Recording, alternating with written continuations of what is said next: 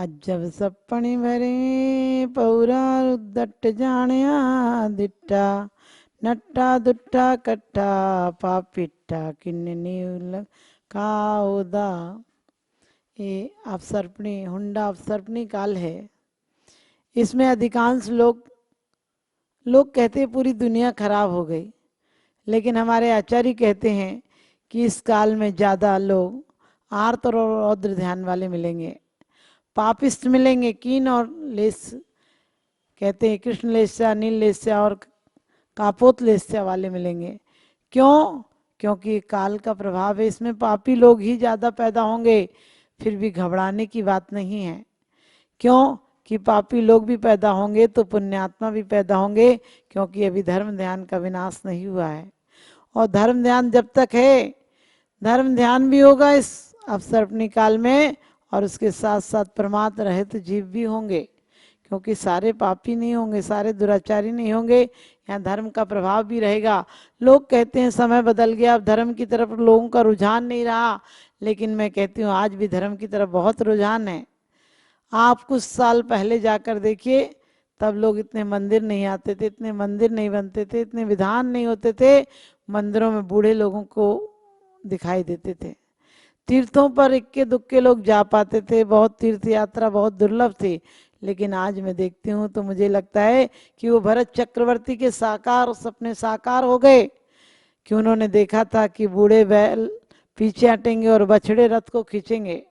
तो मुझे लगता है ये साकार सपना साकार हो गया कि आज बहुत बच्चे धर्मात्मा हो गए। नए नए बच्चों को देखिए, मंदिर आते हैं, अभिषेक करते हैं, पूजा करते हैं, लेकिन अफसोस ये है कि हम लोगों ने उनको बिल्कुल, उनकी बातों को, उनकी धारणाओं को हम ख्याल में नहीं लेते हैं, उनको आगे बढ़ने का मौका नहीं देते हैं। वो चाहते हैं कि पुरानी ये लकीर की फकीर धर्म को छोड़ो, क्योंकि लोग कहते हैं धर्म को, जैन धर्म को जैन संभाले हैं, हिंदू धर्म को, बौद्ध धर्म को लोग संभाले हैं, मुसलमान को, इस्लाम को मुसलमान संभाले हैं। जबकि मैं कहती हूँ धर्म किसी को कोई क्या संभालेगा, जो स्वयं नहीं संभला हुआ है वो किसी को क्या संभालेगा। लेकिन ये सत्य है कि धर्म हमें संभालता है, धर्म हमें जीने की कला देता है। आज का इंसान बहुत ज़्यादा धर्मात्मा हो गया, लेकिन अफसोस ये है कि वो नैतिक मूल्यों से हट गया। उसका पहनावा और उसका ओढ़ावा, उसका खान पीन सब कुछ विदेशी हो गया।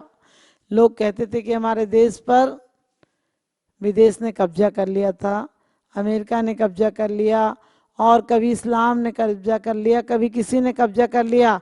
लेकिन मैं कहती हूँ कि एक समय था जब किसी ने कब्जा कर लिया था, आज तो आप खुद कब्जे में होने को तैयार हैं।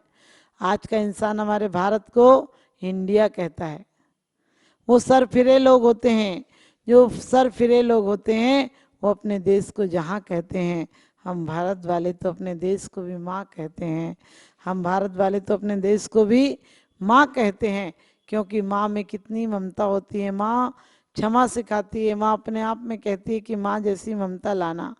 और हमारे जितने संत आदि हमें दिखते हैं, उनकी माताओं का इतिहास उठाकर देखो, उनकी माताएं बहुत क्षमा और विवेकवान रही होंगी, क्योंकि जो भी बच्चे होते हैं वो माँ का बहुत प्रभाव पड़ता है। लोग कहते हैं माँ क्या कर सकती है, मैंने कहा तुम्हें अपने तन से तन देती है माँ, तुम्हें अपने जीवन से जीवन देती है माँ। और भगवान के साथ माँ की भी पूजा करो, क्योंकि भगवान को भी जन्म देती है माँ, भगवान को भी जन्म देती है माँ। भगवान को पूजने के पहले माता का इतिहास देखो।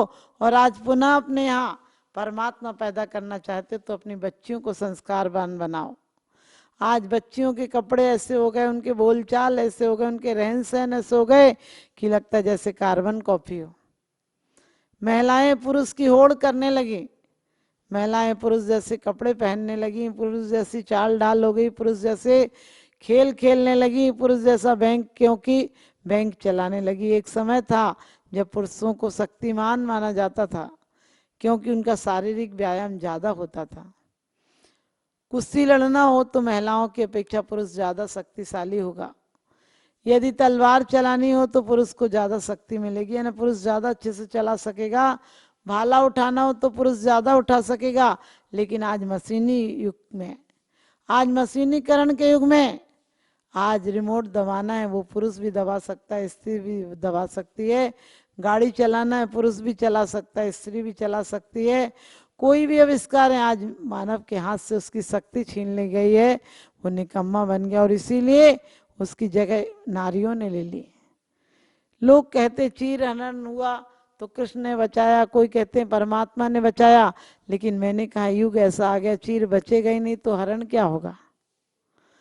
हमारे बोलचाल कैसा हो, हमारा बोलचाल कहा है, जग सुहित कर सब अहित हर सुरति सुखद सब संशय हरें, भ्रम रोग हर जिनके वचन मुख चंद्र ते अमृत झरें।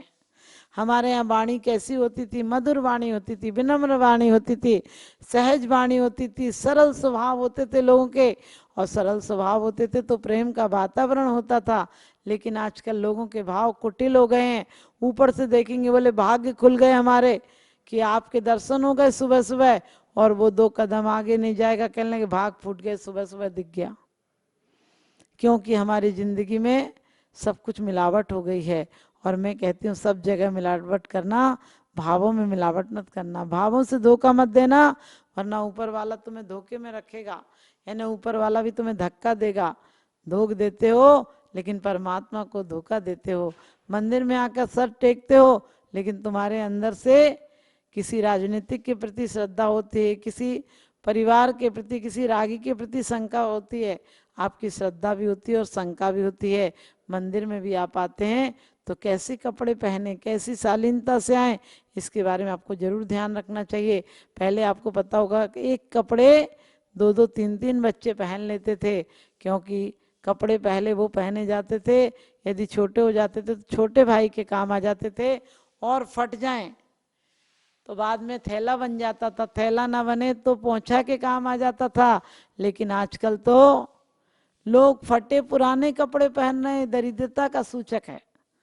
आपने देखा होगा आजकल जींस भी फटी फटी लगता है कि भिखारियों की बस्ती से जो भिखारियों के वस्त्र उतर गए हैं, बहुत जीर्ण शीर्ण हो गए हैं, वैसे वस्त्र पहनना आजकल का युवा वर्ग अच्छा ही समझता है। उसको 2-2 4-4 हजार में वैसे कपड़े खरीद लाता है। एक जमाना था जब छोटा सा छेद हो जाए तो लोग कपड़ा फटा हुआ पहनते नहीं थे, छोटी सी कपड़े में आँच आ जाए यानी झोल हो जाए तो कपड़ा पहनते नहीं थे। आजकल पता नहीं कितने झोल होते हैं कपड़े में, कितना कटा फिटा कैसा बेढंगा कपड़ा पहनते हैं। सोचना कपड़े भी हमारे प्रतीकता के, हमारे नैतिकता के प्रतीक होते हैं। हम कपड़े कैसे पहनते हैं इससे हमारी सभ्यता और शालीनता का पता चलता है, इससे हमारे समाज का, हमारे परिवार का, हमारे घर का अंदाज लगता है। आजकल कपड़ों का कोई अंदाज ही नहीं रहा, कौन कैसे कपड़े पहनकर आदमी कहाँ जा रहा है। परमात्मा के मंदिर में फटे टूटे कपड़े पहनकर आओगे और लोग चश्मा लगा लेंगे। अरे चश्मा जब लगाते थे लोग जब दिखना कम हो जाता था, आजकल काला चश्मा लगा लेंगे और फिर गाने गाएंगे। आप सोचो ये चश्मे के भी गुणगान करना है क्या। लोग कभी कभी कहते हैं गोरा रंग बहुत अच्छा होता है, मैंने कि काले में यदि एक गोरा रंग आ जाए तो क्या होता है, बीमारी हो जाती है। लेकिन गोरे में यदि एक काला रंग आ जाए तो तिल और मसा कहकर शुभ माना जाता है। तो आप अपनी जिंदगी में यदि थोड़े कोई दुर्गुण भी हैं तो उन दुर्गुणों को, बड़ी अच्छी बात कही हमारे रहन सहन में कुंद कुंद स्वामी ने, कि उन दुर्गुणों से संभल भी सकते हो। लुकमान से किसी ने पूछा था कि तुमने तमीज कैसे सीखा, इतने तहजीब से कैसे बोलते हो, तुम्हारा तमीज बहुत अच्छा है।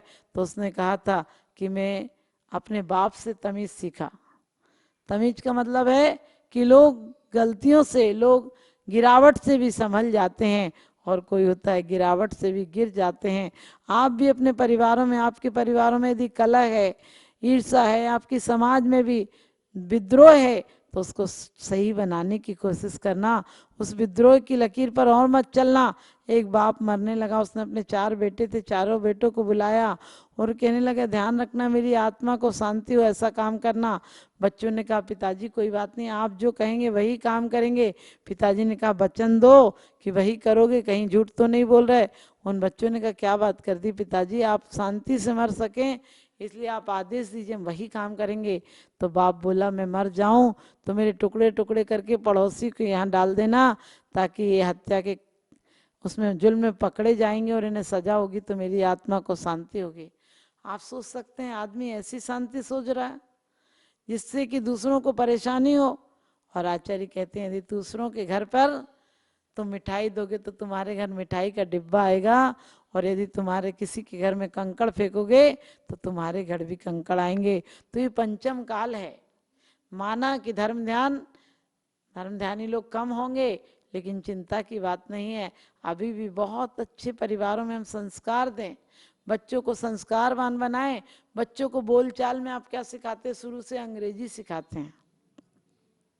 हमारे भारत की वो गरिमा थी कि विदेश में गांधी जी गए तो लोगों ने कहा वस्त्र बदल लो, उन्होंने कहा मैं वस्त्र नहीं बदलूंगा, इन्हीं वस्त्रों में रहूंगा, क्योंकि हमारे भारत का एक आदर्श पहनावा है।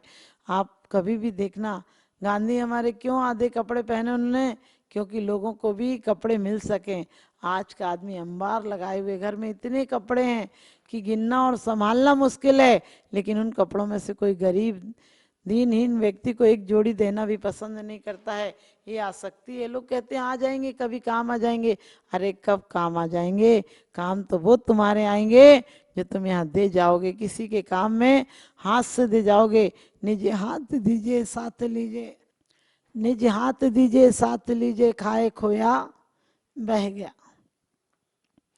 तो आप भी उस परंपरा को नहीं प्रोत्साहन दें कि अपने बच्चों को मंदिर मत आओ, मंदिर से क्या रखा है, ऐसी तर्क शक्ति नहीं सिखाएं, बल्कि बच्चों को कहें कि बेटा पंचम काल में भी यदि तुम अपनी वाणी को संयमित करते हो, यदि तुम अपने काया को संयमित करते हो, तो ये पंचम काल ऐसा काल है कि जो समय जो तपस्या हजारों वर्षों में हो सकती थी, वो मात्र 2-4 वर्षों की तपस्या आपको वही फल दे सकती है।